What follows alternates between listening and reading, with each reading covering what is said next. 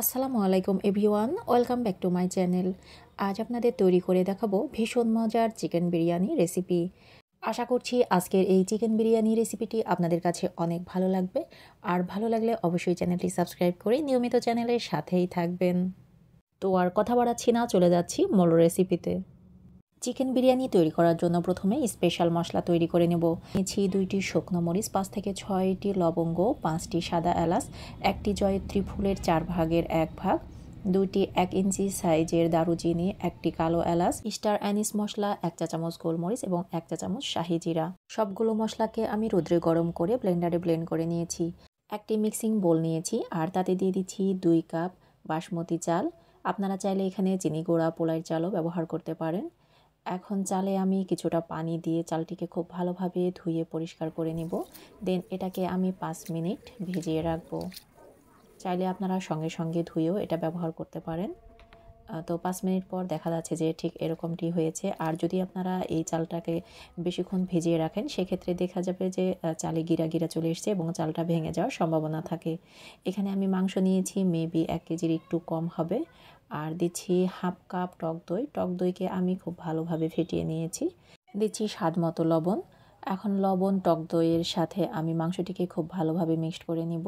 দেন আধা ঘন্টার জন্য এটিকে আমি রেস্টে রাখবো। তবে অবশ্যই এটাকে ঢাকনা দিয়ে ঢেকে রাখতে হবে। প্রথমে আমি বেরেস্তা তৈরি করে নেব, যার কারণে আমি দিয়ে দিচ্ছি হাফ কাপ পেঁয়াজ কুচি। পেঁয়াজকে আমি ব্রাউন কালার করে ভেজে বেরেস্তা তৈরি করে নেব। বেরেস্তায় ব্রাউন কালার চলে এসছে, এখন এটিকে আমি ছাঁকনিতে ছেঁকে উঠিয়ে নেব, অর্থাৎ তেল ঝরিয়ে এটাকে আমি উঠিয়ে নেব। সেম তেলে আমি দিয়ে দিচ্ছি 2টি তেজপাতা, দিচ্ছি 1 কাপ পেঁয়াজ কুচি।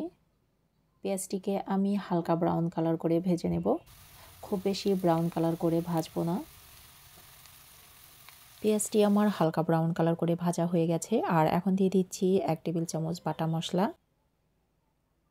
মশলাটিকে আমি কিছুক্ষণ পেঁয়াজের সঙ্গে ভেজে নেব। আর এখন দিয়ে দিচ্ছি ম্যারিনেট করে রাখা মাংস। দিচ্ছি 6 থেকে 7টি কাঁচামরিচ আমি মাঝখানে কেটে নিয়েছি। আর যে স্পেশাল মশলা আমি তৈরি করে রেখেছিলাম সেটি দিয়ে দিলাম। এখন সবগুলো উপকরণকে আমি খুব ভালোভাবে কষিয়ে নেব। যারা আজকে আমার চ্যানেলে ফার্স্ট এন্ট্রি করেছেন তাদেরকে অনুরোধ করব চ্যানেলটি সাবস্ক্রাইব করে পাশে থাকা বেল আইকনটি প্রেস করে রাখবেন। এতে করে নতুন কোনো ভিডিও ছাড়ার সঙ্গে সঙ্গে নোটিফিকেশান আপনার কাছে পৌঁছে যাবে।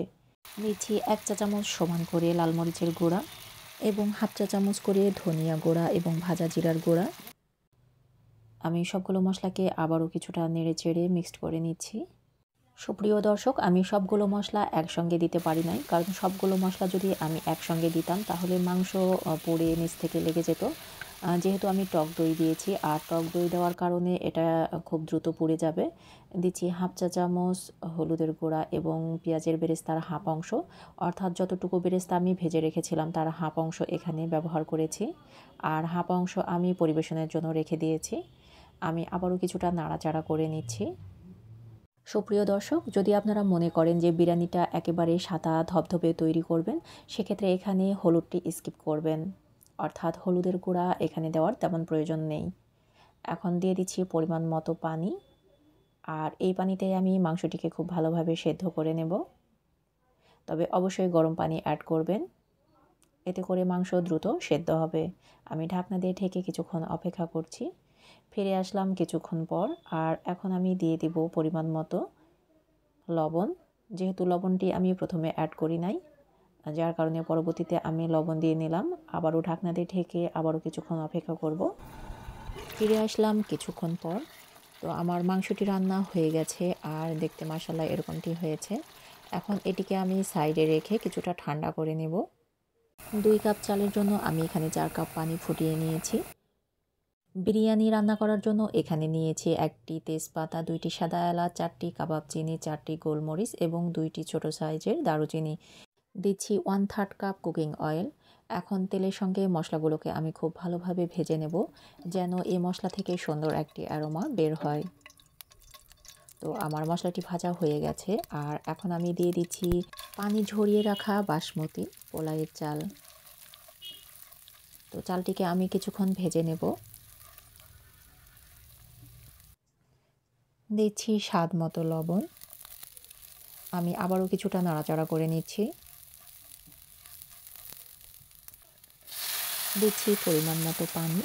পানি দেওয়ার সময় অবশ্যই মাথায় রাখবেন যে আপনার মাংসে কতটা ঝোল আছে সে অনুযায়ী পানিটা অ্যাড করবেন। আমি কিছুটা নাড়াচাড়া করে নিচ্ছি।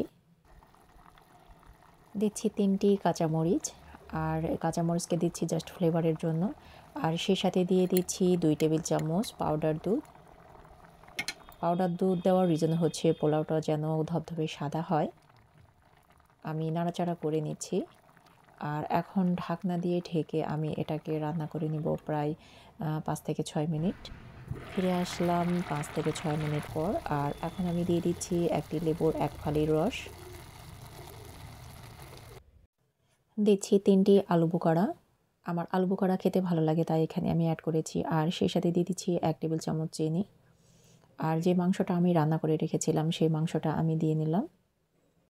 দিচ্ছি 1.5 টেবিল চামচ গাওয়া ঘি। এই সময় চুলার জালটিকে অবশ্যই লো হিটে রাখতে হবে। চুলায় একটি তাওয়া বসিয়েছি আর তাওয়াটি খুব ভালোভাবে হিট করে নিয়েছি। দেন পাতিলটি আমি বসিয়ে দিলাম। দিচ্ছি রোজ ওয়াটার কয়েক ফোঁটা। আর সেই সাথে দিয়ে দিচ্ছি কেওড়া জল, বোতলের সিপিতে 1 চিপি। কেওড়া জল দিলে বিরিয়ানি থেকে শাহি একটি ফ্লেভার পাওয়া যায়। তো অবশ্যই এই পর্বটি আপনারা স্কিপ করবেন না, অর্থাৎ কেওড়া জলের যে পানিটা আমি দিয়েছি সেটা অবশ্যই অ্যাড করবেন। মাংসটিকে আমি বিরিয়ানির সঙ্গে খুব ভালোভাবে মিক্সড করে নিব। তো এখন ঢাকনা দিয়ে ঢেকে আমি লো হিটে এটিকে রান্না করে নিব প্রায় 5 মিনিট। ফিরে আসলাম 5 মিনিট পর। তো আমার রান্নাটি হয়ে গেছে। আর এখন আমি কিছুটা উল্টে পাল্টে নিচ্ছি। তবে আমার মতো এত বেশি উল্টাতে যাবেন না, তাহলে দেখা যাচ্ছে যে ভাতটা ভেঙে যাবে, যেহেতু এটা বাসমতি চাল অনেক লম্বা। তো আমি একটি চামচের সাহায্যে উঠিয়ে পরিবেশন করে দেখাচ্ছি যে কতটা সুন্দর হয়েছে। যারা এখনও লাইক দেননি বা লাইক দিতে ভুলে গেছেন, প্লিজ একটি লাইক করে পুরো ভিডিও জুড়ে থাকবেন।